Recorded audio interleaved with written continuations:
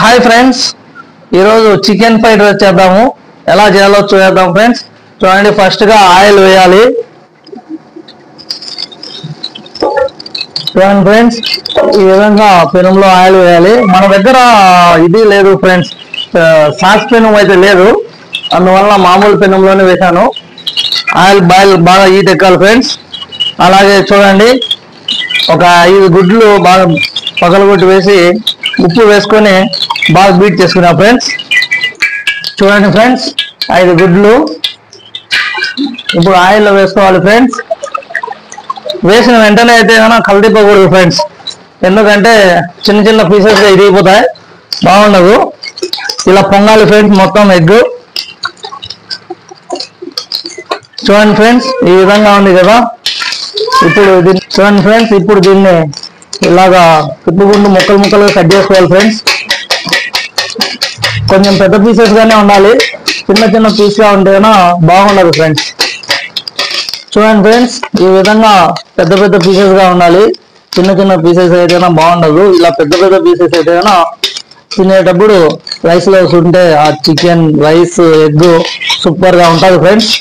ఇలా కొంచెం ఫ్రై చేసుకోవాలి. ఇప్పుడు ఇలా ఫ్రై అయిన తర్వాత చూడండి, క్యారెట్ తురుము ఫ్రెండ్స్, ఇది ఆప్షనల్, మీకు కావాలంటే వేసుకోండి, లేకపోతే లేదు.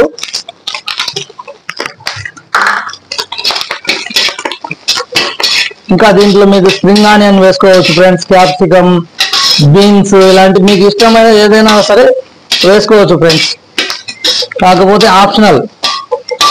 మనం వచ్చి స్వీట్ స్టైల్ లేకుండా స్వీట్ స్టైల్లోనే అదే టేస్ట్ వచ్చేదిగా మనం వెనిగర్, సోయా సాస్, డార్క్ లాంటి ఏమీ లేకుండా చేస్తున్నాం ఫ్రెండ్స్.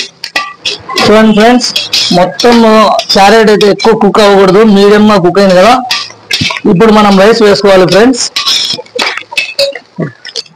చూడండి ఫ్రెండ్స్, బాస్మతి రైస్ ఈ విధంగా రైస్ అన్నం చేసుకునేసి పెట్టుకున్నాను. ఇప్పుడు దీంట్లో వేసుకోవాలి. చూడండి ఫ్రెండ్స్, ఈ విధంగా మొత్తం కిందికి పైకి మొత్తం కలుపుకోవాలి ఫ్రెండ్స్. ఫస్ట్గా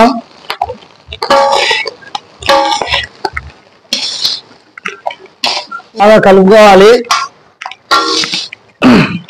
చూడండి ఫ్రెండ్స్, ఇది వచ్చి చికెన్ మసాలా, గరం మసాలా అండ్ మిరియాల పొడి ఫ్రెండ్స్, ఒక్కొక్క స్పూను వేసుకోవాలి.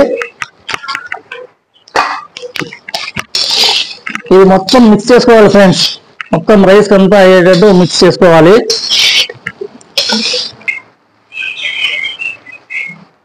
చూడండి ఫ్రెండ్స్, చికెన్ అయితే ఇది ఫ్రై చేసి పెట్టుకున్నాను. ఈ చికెన్లో వచ్చేసి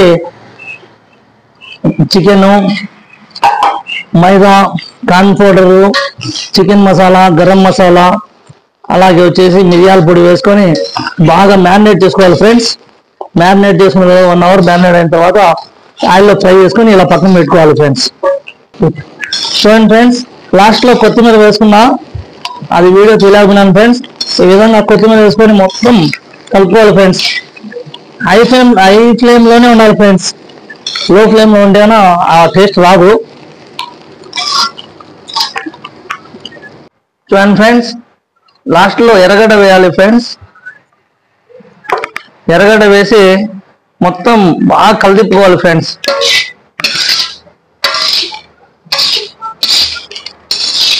చూడండి, ఈ విధంగా కలిపుకొని దీన్ని టేస్ట్ చేస్తే ఉంటుంది ఫ్రెండ్స్. ఆహాహా, సూపర్గా ఉంటుంది ఫ్రెండ్స్.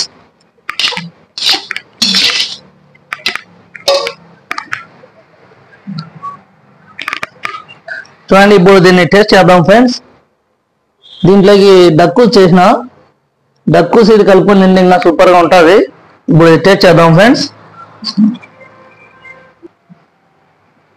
సూపర్గా ఉంది ఫ్రెండ్స్. ఏంటి నచ్చిందా? నచ్చితే లైక్ చేయండి, షేర్ చేయండి, కామెంట్ చేయండి అండ్ సబ్స్క్రైబ్ మై ఛానల్.